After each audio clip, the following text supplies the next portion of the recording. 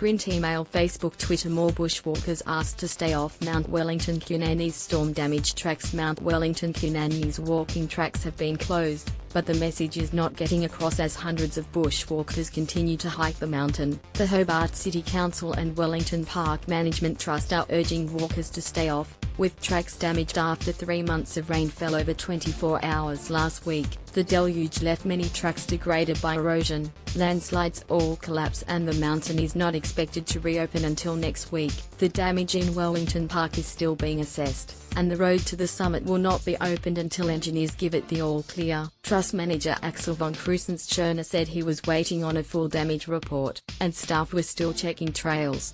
From initial reports, there's been significant damage to tracks and trails, with sections completely washed out, he said. There's the risk on steeper sections that there could be landslip, there could be boulders that are unstable. All these things need to be assessed before the tracks are deemed safe to be used again. I'd urge everyone to stay out of the park until we can declare tracks and trails are open. Hobart Lord Mayor Ron Christie said staff were working in 3C conditions to clear roads and inspect damage. He said early reports showed Pinnacle Road had not been severely damaged, but there were large rocks on the roadside. We have engineers up there today and tomorrow looking underneath parts of the road that have washed away, Alderman Christie said. We will not open Pinnacle Road under any circumstances until we get the all clear from our engineers. It's just too risky, it's too unsafe for motorists.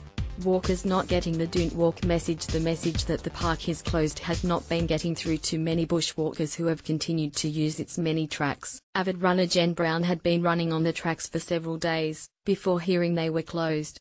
I wasn't aware any of the tracks were closed until I saw something on social media this morning, she said. A lot of the topsoil is gone from most of the man-made tracks.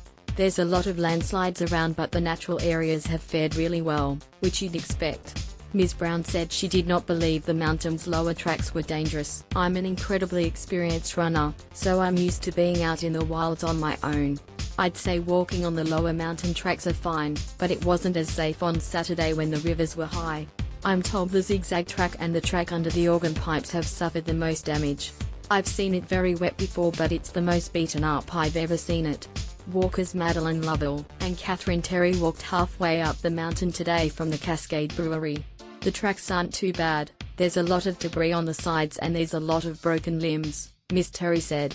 We had to do a bit of rock hopping because we couldn't pass where the track was normally, but that was fine. It was a bit of excitement on our walk. Print, email, Facebook, Twitter. More